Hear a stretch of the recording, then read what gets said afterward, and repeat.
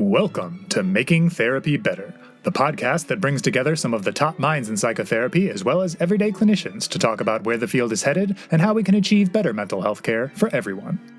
Making Therapy Better is hosted by Professor Bruce Wampold, who has dedicated his career to understanding how therapy works and advocating evidence-based methods for improving outcomes. His guests today are Terri Moyers, Ph.D., and Bill Miller, Ph.D. Dr. Moyers is a professor in the psychology department at the University of New Mexico. Her research has focused on empirically supported interventions for substance use, as well as the characteristics of effective therapists. She has more than 30 peer-reviewed papers in these areas and has been a keynote speaker and workshop teacher in 11 countries. Bill Miller is Emeritus Distinguished Professor of Psychology and Psychiatry at the University of New Mexico. Along with Stephen Rolnick, he played a key role in the development of motivational interviewing. Together, Bill and Terri are the authors of Effective Psychotherapists, Clinical Skills that Improve Client Outcomes. Making Therapy Better is brought to you by CarePaths. CarePaths has been helping in-person and virtual therapy practices thrive for over 20 years with their complete web-based EHR and practice management platform. As mental health care evolves, CarePaths is leading the way in making measurement-based care easy and cost-effective for therapists. Visit carepaths.com to sign up for a free trial today. And now, without further ado, Episode 8 of Making Therapy Better, What is Empathy? With Terri Moyers, Ph.D. and Bill Miller, Ph.D.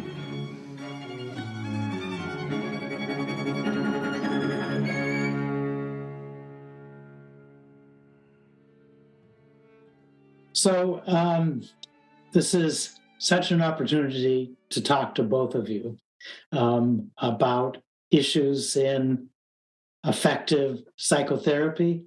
Both of you clearly have made contributions to motivational interviewing, developed it, disseminated it, along with Stephen Rolnick. Today, I want to talk more about what makes an effective therapist and the skills of effective therapists. We might return to motivational interviewing because I have some questions about that as well if we have time. So, I've been in the field a few decades. You have. As have you, Bill. And we collect a lot of books. I see all the books in your background. Well, two of the books that I keep at the forefront are books that you guys have written. It was Effective Therapist and Listening Well, because they're two of my favorite books about insights into psychotherapy, how it works, and how we can make it better. So the question I want to start with, in this age of evidence-based therapies, how is it that listening skills are at the central part of your thinking about what makes an effective therapist, but also central to motivational interviewing? Well, as far as central to thinking about effective therapists, it's the biggest effect size. And we went back through 70 years of psychotherapy research looking for what is it that marks more effective therapists who seem to be doing the same therapy as their colleagues and yet get better outcomes. And also works in the other direction, by the way, that therapists who get worse outcomes than their colleagues tend to be low on accurate empathy. So it's a pretty good marker. It's not the only one. But when you look at the data, if you're just driven by effectiveness data, that's the one that stands out. It says if you're going to pick your therapist based on one characteristic, this is not a bad one to pay attention to. So I'll just jump in and say that, Bruce, you asked about listening skills, which are a critical component of the therapist's characteristic of empathy, but certainly not the only thing that defines empathy, right? So I think the data for listening skills is reasonably good, but certainly not as good and as robust as that for empathy. Well, that's great, because I want to spend some time talking about empathy, because, it seems like it's a relatively straightforward skill. And yet there's so many nuances to it disagreements about it. Yep. So let's explore that. So I'm excited to do this. Yeah. So the first thing I want to ask about, and it emanates from discussions I've had with colleagues about empathy. And I have colleagues who claim this is a intrapsychic concept. It's a trait. You have to be an empathic person. And if you understand people and you understand their struggles in their life, you will be empathic. And others say, well, this is a skill, an interpersonal skill. You can learn it, you can teach it, and you can acquire it. So talk to me about kind of the trait versus skill aspect of empathy. Well, when we sat down to write this book about therapist interpersonal skills, it was quite clear that for all of the skills we were going to talk about, that same sort of dilemma was present, which is that in some ways it lives inside the therapist's mind, and in other ways it's a skill that's communicated between the therapist and the client.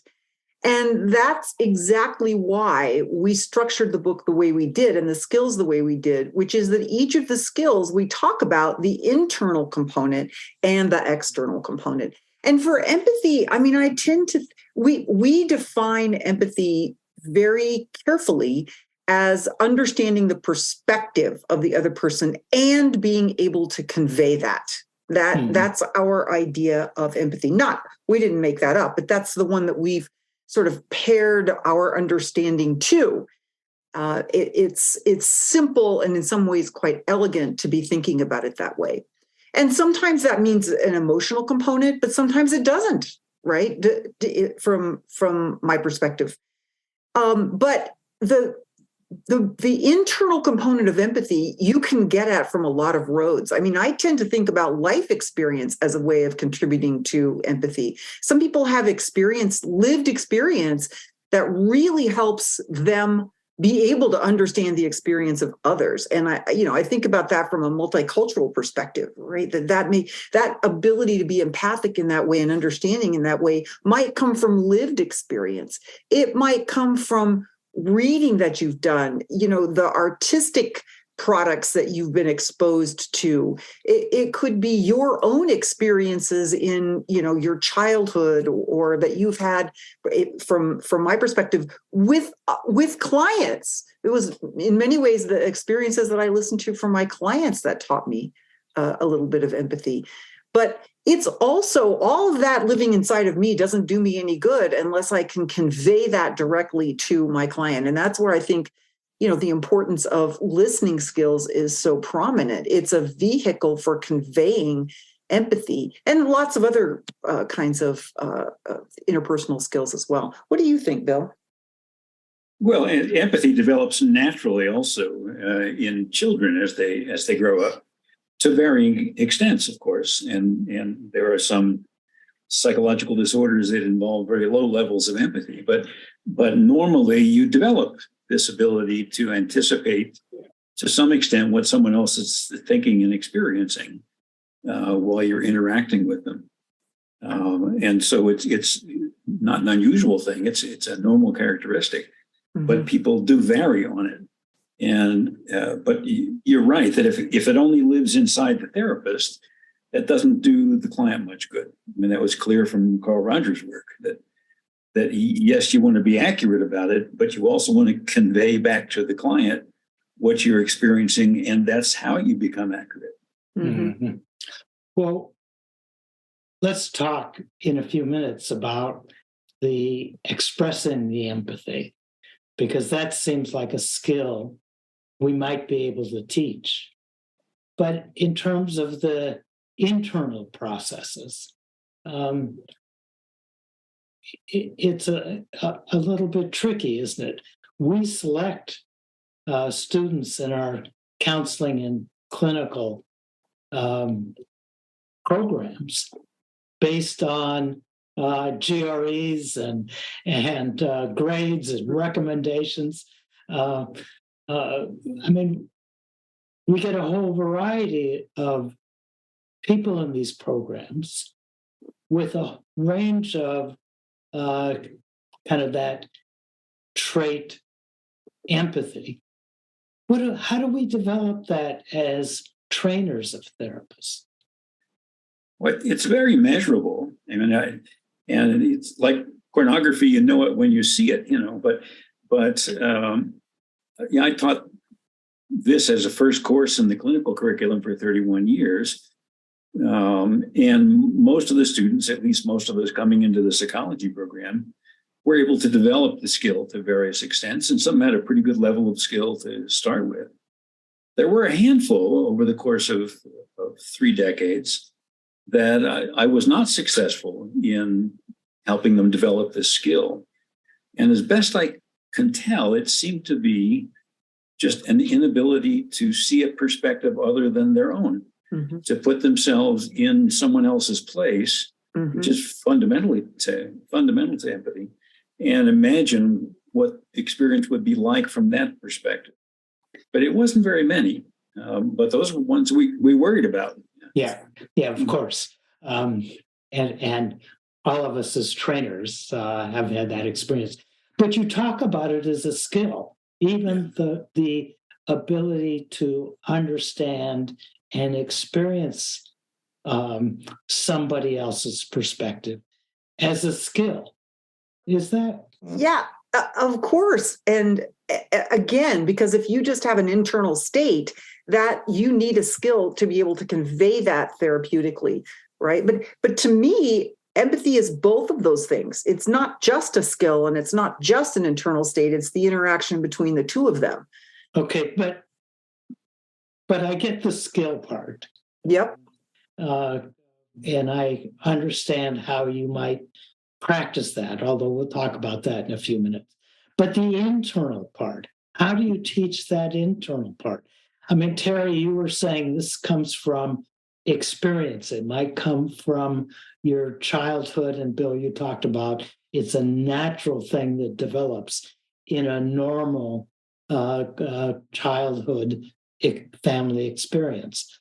But clearly, we want to enhance that even for those who have developed a healthy perspective. But how do you actually teach that or enhance it in a training program or in supervision, for instance? Well, Truex and Karka were writing about this back in the 60s and developed measures of the depth of and quality of reflection that work that predict client outcomes as well. So it's not mysterious. It's behavior. It's something that you're doing. But that's the express part, Bill. That's the express part. What about the internal part? Yes. Yeah. How do you? I mean, your clients teach you basically. Yes. I mean, when you do this, you get better at anticipating and understanding what it is that people mean because they're helping you to learn that. So it's almost like we've talked about the spirit of motivational interviewing, and people say, well, are you born with that? Well, no. But how do you learn that? You learn by doing it. Mm-hmm. You learn by the practice of it, and it teaches you empathy. So it's something you learn from your clients. Mm-hmm. Yep. And I think I tend to think of it like a rubber band, that, people are born with a capacity for empathy. It's probably normally distributed in the population, like lots of other things that are selected for by evolution, right? There's varying levels of it. So you come with a certain size of rubber band, and then you might have experiences or training or things that you intentionally or non-intentionally participate in that stretch that rubber band. So you can be born with a small capacity, but you experience a lot of training and exposure to clients and life events that really stretch that out to be a nice big circumference. Or you can be born with a big rubber band and not do much to stretch it. So I genuinely do think of it as an interaction like that. You're so good with metaphor, which is another form of empathy, actually, that when you can find a metaphor that fits inside that person's experience, it can be very, very powerful. Robert Elliott, you may have seen it, Bruce. Robert Elliott just published a review a meta-analysis of reflection. Now, just the behavior itself, effect size was 0. Mm-hmm. Just the behavior itself isn't what's doing it. There's more to empathy than that. Mm-hmm. So it says something that Roger was worried about, that don't think of this as a technique, and you just do the technique and then it works. He found no effect size at all for just the behavior of reflective listening. And of course, we've all had the experience of listening to therapists who are competent at forming reflections, but they don't go anywhere, right? They just circle around again and again and again in the most simple fashion, and it's annoying for everyone. I call it therapist speak. So when novice therapists talk, they often have listened to tapes or watched therapists, and they sound like the therapist they're imitating without actually expressing the kind of the emotional content or the understanding in a deeper way. Mm-hmm. They have the words, but not the music. Yeah. Yeah, that's a good metaphor. So let's talk about variation in empathy as a function of who the client is. So I'm working with some supervisors, so supervision of supervision, but we're also talking about their own cases, which is interesting. So I have a supervisor who's a very empathic person. I've seen his work. He expresses it well. But in the case he was talking about recently, it was with a client that was extremely difficult. So this is a client who was mandated to come to therapy by the criminal justice system. And he starts off by saying that he wished the head of the government would get cancer and die. And then he went on to blame all of his problems on various racial and cultural groups, including the one that the therapist belonged to. So the supervisor brought this case up because it was a one-session case. And I said, well, describe what you did in the session. And he said, well, I validated the client. Well, tell us what you said. And it was pretty clear. I hear you're angry at the head of the government. I hear you don't like various racial and ethnic groups who you perceive to be holding you back. Clearly, he was the first one to admit that he wasn't expressing empathy. So this was, as he described it, a pretty vile person. I mean, to attack the racial group of your therapist very, very explicitly is a difficult thing to deal with. How do you develop empathy for a client like this? Well, you're describing the average client that we've seen through our careers. In addiction treatment, well over half of people are pushed through the door and don't want to be there. So that's not unusual. And in a way, that's why motivational interviewing got developed.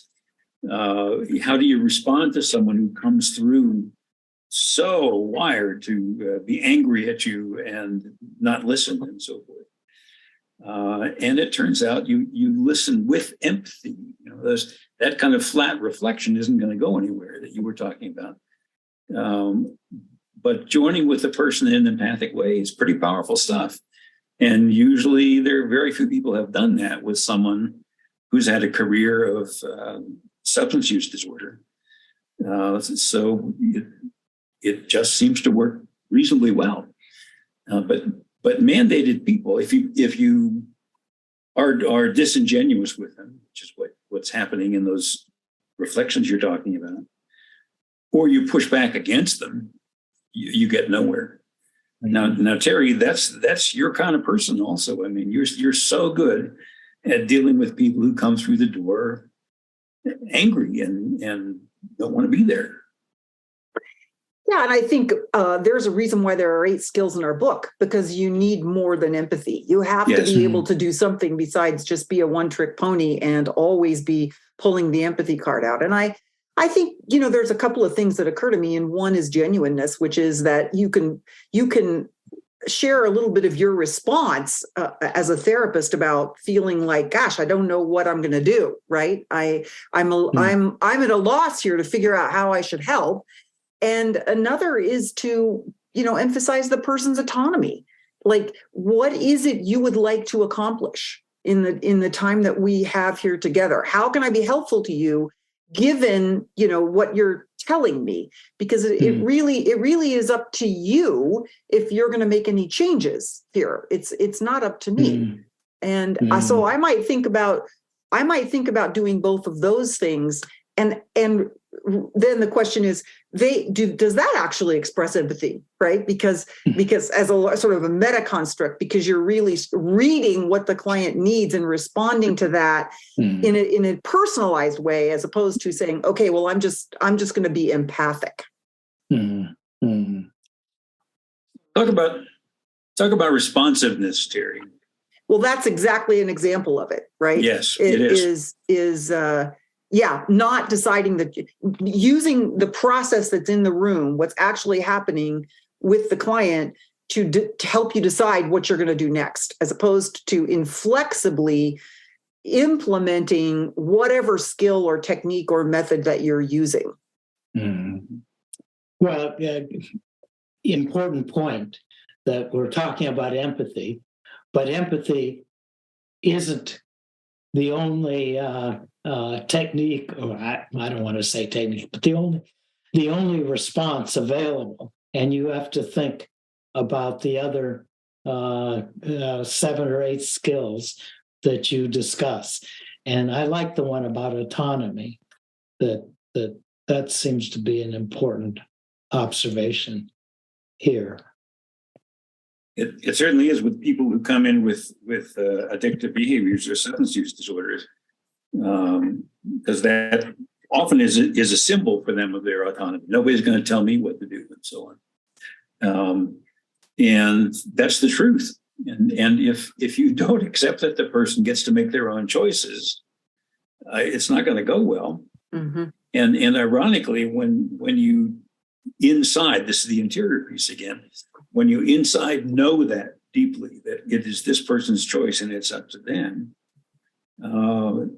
then you're more likely to, first of all, be empathic, to be able to do that, to connect with the person, and to honor and acknowledge that is their freedom. And when you do that, then the defensive walls start to come down.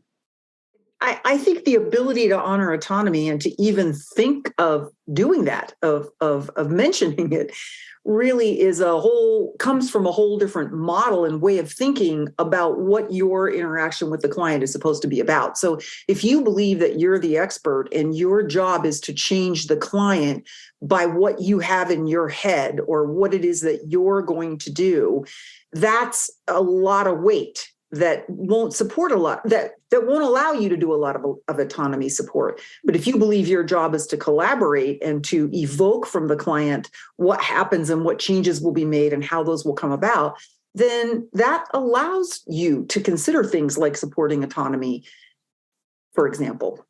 Mm-hmm. Mm-hmm.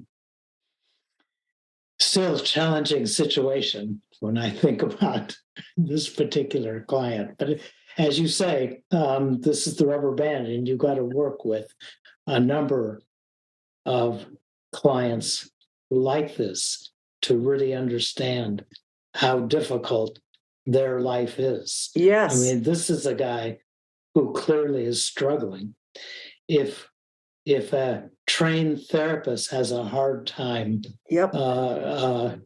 understanding and feeling compassionate towards you, think what everyone else feels about this person.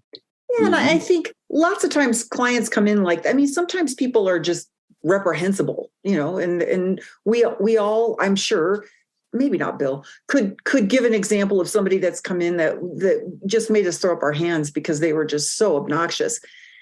And yet I've had the experience many times of a person that came in the door looking exactly that same way.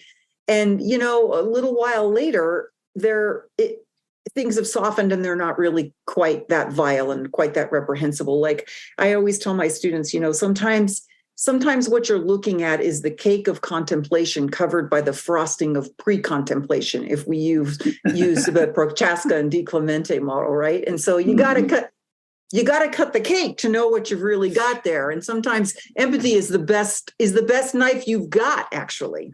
Yeah, another metaphor. Can you say it again? Because I think it's such sure. a beautiful metaphor. Oh, thank you. Well, what I tell my students is sometimes you have the cake of contemplation that's covered by the frosting of pre-contemplation. And you kind of got to cut the cake before you know what you really got. Yeah. It's a very powerful metaphor. So let's return to empathy, because I saw this article in Forbes magazine. I'm going to look at my notes because I want to read the title of this article.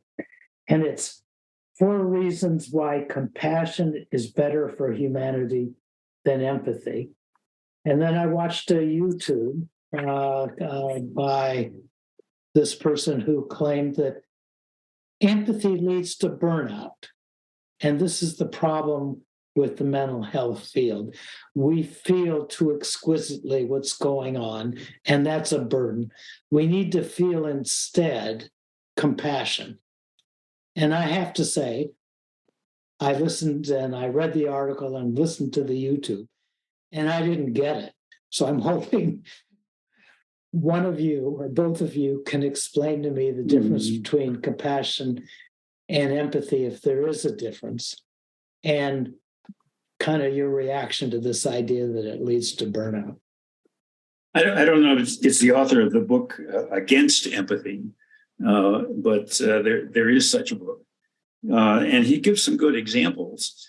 I think one that I remember is when you feel, and you could call this compassion or empathy, I think, but if you're talking to someone who needs an organ transplant and you're moved by that, you feel empathy for that person. If it causes you to jump that person up the list above other people waiting, that's unjust. That's not compassionate in the larger sense. And it's the kind of thing he was talking about, that the experience of empathy can lead you to do things that may not be in the best interest even of the person or of the larger interest of society. So I get that. Again, that's not the skill of empathy that we're talking about.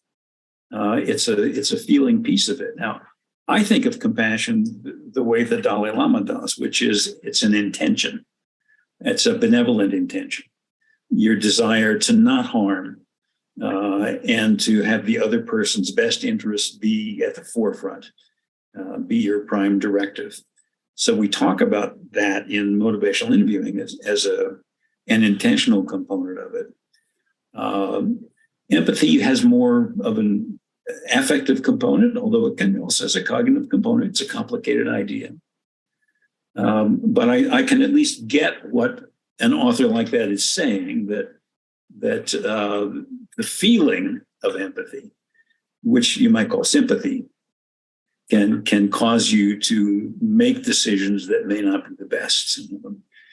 Now, I don't think there's much empirical evidence for that. There are anecdotes and examples, but when you look at the literature on well-measured accurate empathy, the outcomes are pretty profoundly positive. So there's a cautionary tale there to be aware of, but I don't think it's a data-based argument. Yep. I think Paul Bloom's work, he's the author of the Against Empathy book, and his thesis seems to be that empathy is sort of reflexive, it's unconscious, and we're prepared by evolution to experience empathy for people who are like us, so that we affiliate with our in-group and we sacrifice for our in-group, and that tendency can be harmful to clients and to us. And that, again, the compassion is the response to that. So that's an interesting idea. I'm not convinced by the data that's so, or that's been explored sufficiently for us to throw out the current way we think about empathy. Yeah. And not just by the data, but by our own experience, I think you. Yeah. To me, empathy is not reflexive and unconscious. I mean, there's a component of it that's like that, certainly. But to me, empathy is a very present internal experience that I'm aware of. I think part of the argument also is that the empathic response, we feel other people's suffering so exquisitely that we're just burned out, because how many different terrible stories do we take on in that deep empathic resonance before we go, life is just horrible. Well, there are people, you can call them empaths. If you're a Star Trek fan, it's Deanna Troi, who literally feel other people's experience. And that's hard on you. I think they would have a hard time being therapists in a way. You would think that would set you up to do well, but you can't turn it off. You can't not feel what the other person is feeling. In that sense of empathy, it could burn you out. It's not my experience. I mean, I much more enjoyed my work by virtue of practicing what Rogers talked about as empathy. And so part of the problem is so many different things it can mean as well. We've been pretty specific about this measurable skill that Rogers and Truex and Kharkov were developing, of which high levels are associated with therapists whose clients have better outcomes. And indeed, low levels, we have an article called "Is Low Empathy Toxic?" And the answer is yes, that you're probably better off having no therapist than to have one with a very low level of empathy. So, Bruce, do you believe that empathy means you're suffering with your client? No, I don't. But I've heard that argument being made, and I hear therapists repeat that.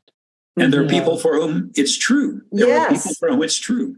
Yes, and what I would say is that there are some problems or conditions or situations that might be that way for a therapist, only those and not others, right? So that may be personal to the therapist, what it is that causes them to suffer with their client.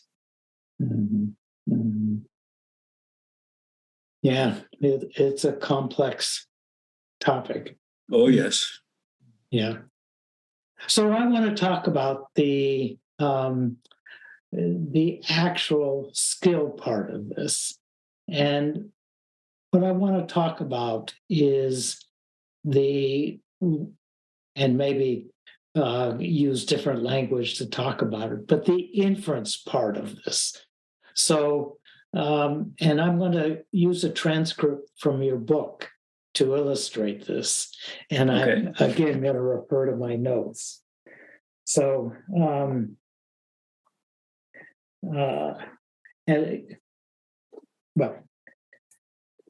I'll give some background about this in a minute, but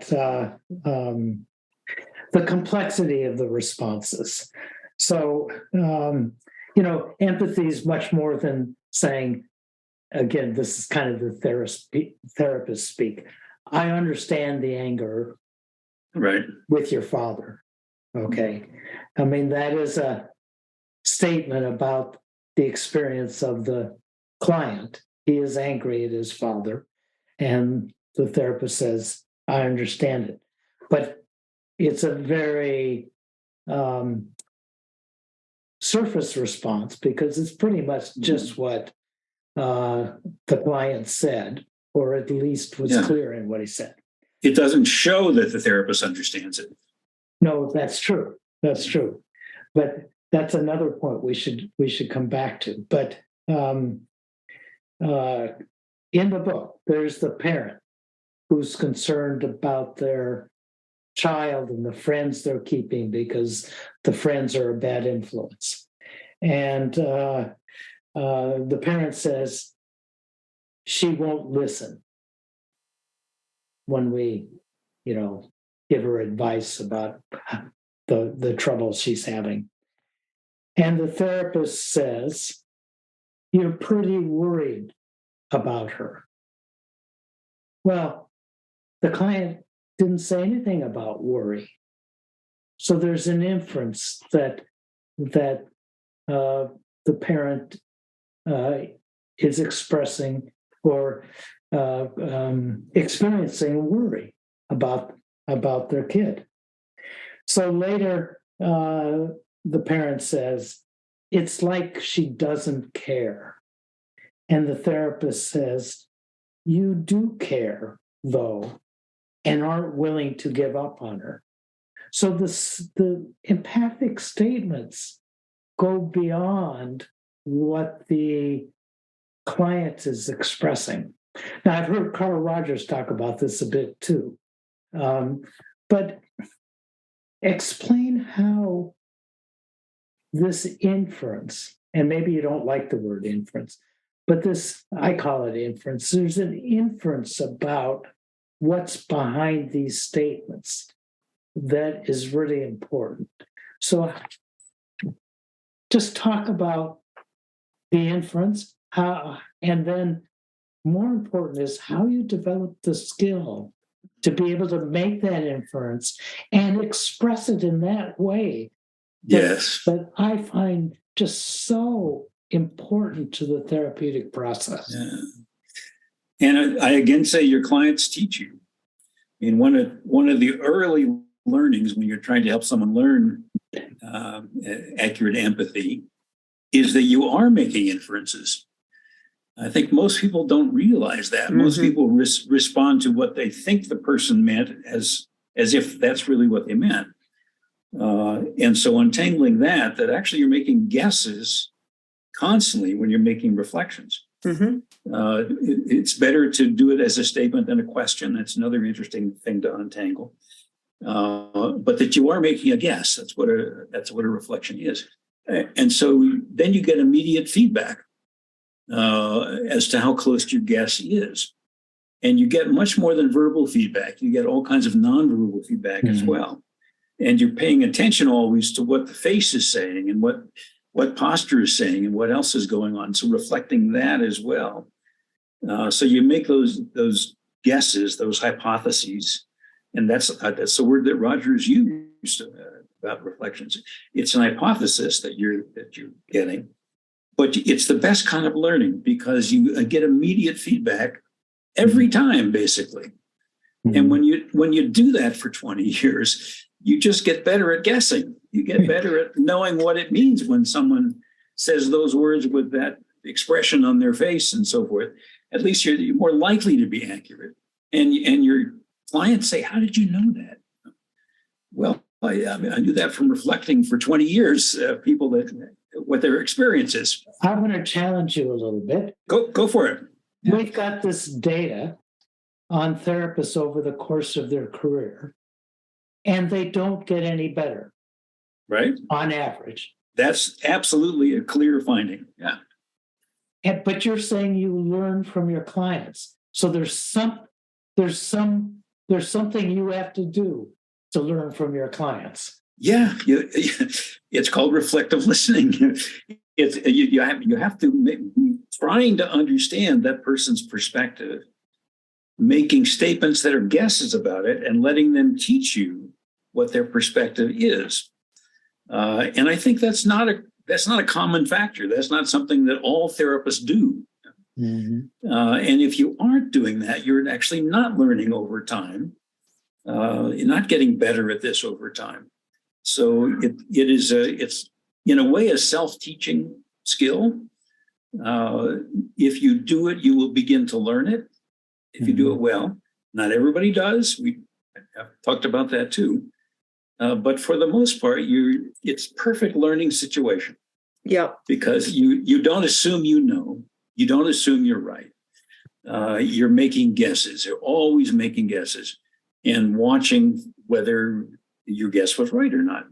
And so you get better at that process of becoming to understand how the world looks through someone else's eyes and not yours. Yeah. And our own training studies, Bruce, tell us that people can get better at that with training. And it's, to my mind, it's a wonderful area for deliberate practice. If you are a therapist and you want to improve your ability to convey empathy, perfect area for improvement, and can be done by taping yourself in session, listening to your own tapes, reviewing the reflections that you made, discussing those with someone else, and looking for what I call barnacles. And barnacles on complex reflections are, first of all, simple reflections are you only want to make so many of those. Those are ones that stick too close to the data. Yeah. But when you're going beyond the data that the client is giving you, are you adding barnacles having to do with your theoretical perspective, perhaps, or from other teachings and advice that you want to work in there somehow, as opposed to what the client is actually meaning to say, but isn't saying? It's analogous in a way to what gets called interpretation in a psychodynamic perspective. You're making a guess, and you don't want to jump too far. The premature interpretation is a very related concept to not reflecting too far away from what the person said. Yeah. But if you don't go any farther than what the person said, you go around in circles. Yep. Okay, 2 important points I want to come back to. So first, Terri, this idea of if you're going to learn from these experiences, it isn't simply doing more and more cases. You actually have to watch what you're doing, maybe get some feedback from supervisor or a colleague, or even The client. Well, yeah, the client, but you can't just go, okay, I'm done with that case. You got to watch it again. Exactly. Yeah. Yep. And in our training studies, that's what people do. That's how they get better, is they do exactly that. It's not just that they practice, it's that they practice and they get feedback, and practice and get feedback, and practice and get feedback. And, if you're really attending to what clients are saying in the session, moment by moment, that's feedback too. So you can learn from the immediate reaction, but it takes more than that to really become skillful at doing this. For some people, it takes more. For some people, they're just so good at it and they're tuned into the right things and they spend so much time at it that they get better. But for most of us, it really does require some deliberate practice. There are prodigies who are just better at this to start with. Yeah, we know, Tim Anderson's work, those graduate students in their first week who have higher scores on facilitated interpersonal skills, 2 and 3 years later, they're getting better outcomes. The rich get richer. I think the poor can get a lot better too. Yep, you bet. Yes. Let's not just say you're born with this skill. Absolutely. Or at least you come to graduate school with this skill. I really think if we do therapist training correctly, we give value added. The best therapists get better and the poorer therapists get better. Yep. And everybody benefits if we do kind of the deliberate practice you're talking about. But most academic clinical training does nothing with the 8 things that we have in our book on effective psychotherapists.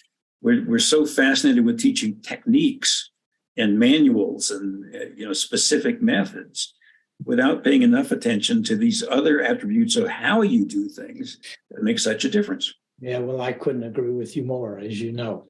So I think there's room for optimism in that each of these skills can be used. Each of the 8 skills we talk about are useful across techniques and across theoretical perspectives. They don't really require a choice between what you're doing and what we're advocating.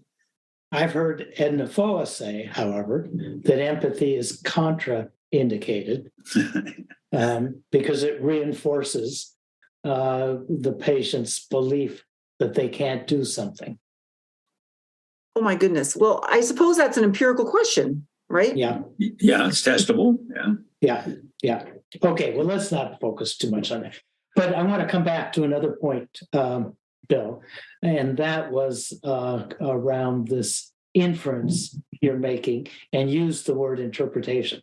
So I gave a workshop, and I talked about empathy, and I talked about this inference about what's going on here.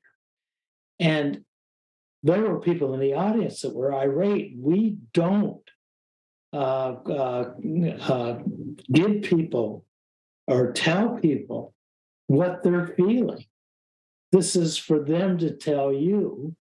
And that smacks of the psychodynamic power differential. And I kind of said, I shouldn't have said interpretation here.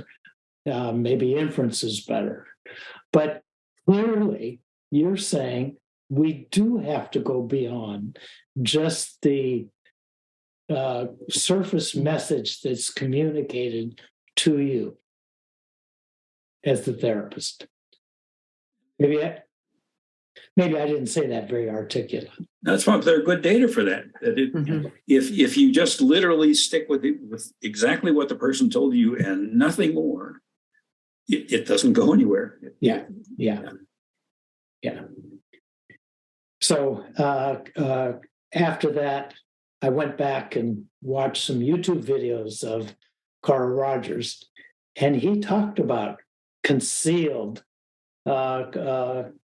emotions, and that empathy is the understanding of those concealed emotions. And that's the word he used. It's not a psychodynamic word, but it gets a little bit to this idea of interpretation. But it's done in a way different than the psychodynamic often, which is, I'm the all-knowing therapist who can understand exactly your defenses and what's going on. There's a lot of barnacles in that approach, right? Yes. Yeah. So I think those kinds of barnacles actually diminish the power of a good reflection, of a good complex reflection. The concept of a beginner's mind, I think, is useful here also, the Buddhist concept, but that you don't know. And when you offer reflection, you know that it's a guess and you know that it might not be right. And you're curious. It's coming with a mind of curiosity rather than a mind of, I know already. I'm the expert here. Yeah. One of the metaphors or analogies we use is instead of the therapist saying, I have what you need and I'll give it to you. Whether that's insight or skills or rational thought or whatever it is, this says you have what you need and together we'll find it. It's just a different approach from I'm the expert here to fix you. Mm-hmm. Yeah. You mentioned curiosity.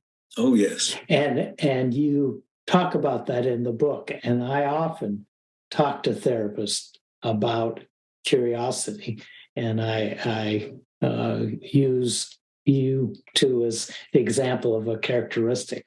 So why isn't that one of the 8 skills? Curiosity as an important feature of effective therapist. Well, I actually think we do talk about curiosity as being the internal component of empathy. That therapists, there are differences in how curious people are about what is in the mind of another person. And so that's sort of a natural tendency to be curious or not about those things. But that curiosity can be cultivated. Yeah. So it's not the skill; it's the therapist condition that leads to an understanding, or at least a hypothesis about an understanding. Yeah. Well, there's a simpler answer to your question also, which is those 8 things are what was in the literature. Mm-hmm. I don't think there are any studies of curiosity in client Correct. Though it makes sense to me. Well, we should conduct such a study, because I think the curiosity is a wonderful concept for beginning therapists to think about and put into practice. You're curious about what this person's life must be like. Yes. This guy who's angry at the leader of the government and angry at the racial groups, including the therapist. Curious what that life must be like to be that angry at everybody. It's also a good starting point for scientists, I think. Curiosity. I don't know the answer here, but I sure want to know. Well, when we talk about the scientist-practitioner split, I think what unites good clinicians and good researchers, just what you said, it's curiosity. I want to discover something. I want to figure something out. I told my students with dissertations to find a question to which they just have to know the answer. Yeah.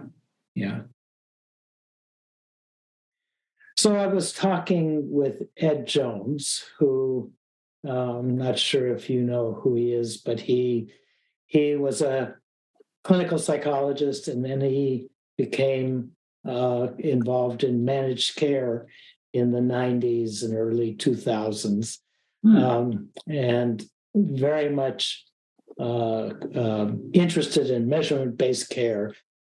When he was at Pacific Care, he was using Mike Lambert's outcome questionnaire and efforts to improve outcomes. So one of the good guys in the managed care industry, as far as I'm concerned. But he was talking about the integration of therapy into primary care in a way that it's not the traditional 50 minutes an hour for 6 weeks or 10 weeks or 12 weeks, but regular appointments, but they might be 20 or 30 minutes and regular, like the same way a patient might see their physician. And so I was asking him, well, what would the therapist do in this primary care integration? And he said, listen, that these patients come and the physician doesn't have time to really listen to what their life is like. So just listen. I was thinking, what a wonderful model for motivational interview in primary care. So have you talked about motivational interviewing in primary care as a way to really get a sense of what is important for the patient besides their medical symptoms? Well, Steve Rolnick and I have written books about that, actually. Motivational interviewing has taken off in primary care. The question is, can you do this in 10 minutes or whatever? And it's a question like, can you play the piano for 10 minutes? I think, yes, of course you can. Does it make a difference is an empirical question. And there are enough studies to say, yes, it does. Yeah. That we're not limited to 50-minute psychotherapy sessions here. It's something that you can do much more briefly. And again, the listening is the key part of this. It's almost the easiest to teach in a way. How so? Well, why do I say that? I mean, you can specify what it is the person's to be doing. You can listen and give coaching relatively easily. You know, good listening when you're hearing it. It's not just silence. Yes. And so just getting the idea through of you're giving the person a brief summary of what they're saying. That's a phrase Steve came up with, that physicians go, oh, I can do that. You know, I don't know if I can do this reflective listening thing, but you're talking about teaching the physician to listen. Yes. Oh, yes. Yeah. Well, Ed was thinking about having therapists integrated. Oh, well, you can do that too. That's also useful. And we did that too. And physicians like it after they get used to it. They would invite the behavioral specialist into the consultation room, to help them, or warm handoff, say, really is important to get your blood sugar down. Now, let me introduce you to somebody who can help you do that. And the physician doesn't have the time to do that, but they do the warm handoff to somebody you can. So both things are possible. I guess I would say when you hear about listening, it might sound like a passive process, but no. I don't think that's what's going to be helpful. No. I've heard Steve. Speaking of Steve, I've heard Steve use the analogy of reflective listening as a duck crossing the water, right? Like on the top, everything looks very serene and still, but underneath the duck is paddling like crazy, right? So they don't call it active listening for nothing, right? There's a lot going on in there besides just passively sort of receiving what the person's saying. Yeah. In a way, the use of the term listening doesn't capture what we're doing. And I always thought that active listening is a bit of a misnomer, because it is active listening, but it's active responding. That's a good point. That's a good point. Yeah. Like the parent said, she's not listening. That has an entirely different meaning. Not doing what I tell her. So one last question. So we have the brief interventions, which are very impactful. You've done the research to show this. But we have therapists who are so invested when they come to graduate school to be therapists, 10 or 12 or 15 sessions to really make character change for this patient, to people talk about a second order change or something like this. So what's your experience with kind of beginning therapists accepting a briefer model in which they don't have this ongoing and lengthy relationship with the patient?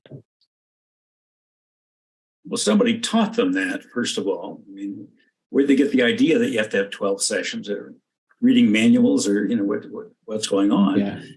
So some of it is just modeling. What's the message that you're giving? When I left graduate school, I had a very different model and understanding than when I entered graduate school.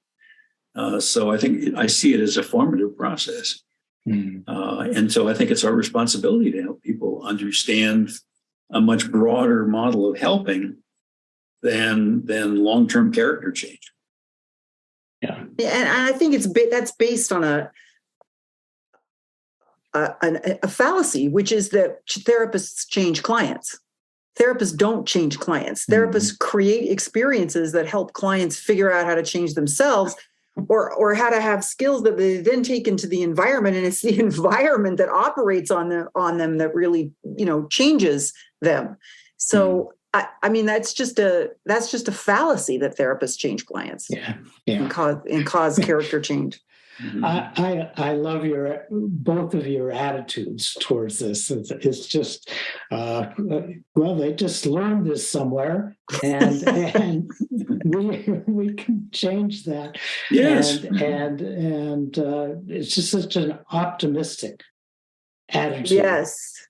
that you have towards training the therapist, but also to the clients you work with, that the change is there. It will Yes. occur with the right context. Mm-hmm. And that's just a wonderful, optimistic way of looking at the world. And that is one of the therapeutic characteristics. We call it hope in the book, but that kind of optimism and expecting the positive and noticing the positive and affirming the positive makes quite a difference. Yeah. That's a real contribution of motivational interviewing, is the installation of hope. Yep. And the fact that somebody comes is an expression that there's some little flicker of hope there. Yes. Yeah. Even if they were pushed through the door. Yeah. Well, we've gone a little over. We got started a little bit late, but this has been a great opportunity to talk to you. I focused on empathy because I still struggle with doing it the best I can. And when I read the transcripts, and I'm inspired by how it could be done, and so my own efforts to make it better. So I hope I still have the optimistic spirit that I can get a bit better. By the way, they asked Pablo Casals when he in his 80s, why you keep practicing 4 or 5 hours a day. And he said, I think I'm still making progress. Yeah. We really need to hold on to that sentiment that we can get better. Yes. Yes, we're still learning. Yes. Yeah. So thank you. And I'm sure the listeners are going to be thrilled by our conversation today. Thank you, Bruce. It's a pleasure to talk to you. It certainly is. My goodness. Thank you, Bruce.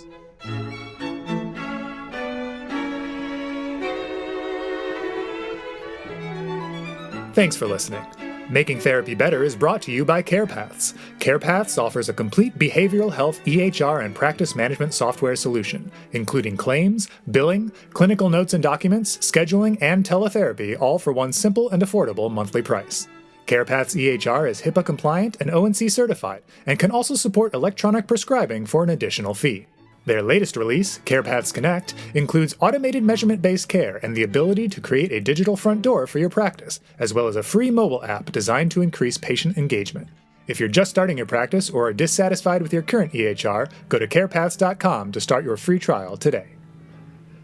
To find out more about Bruce Wampold and his work as CarePaths Chief Clinical Officer, visit makingtherapybetter.com.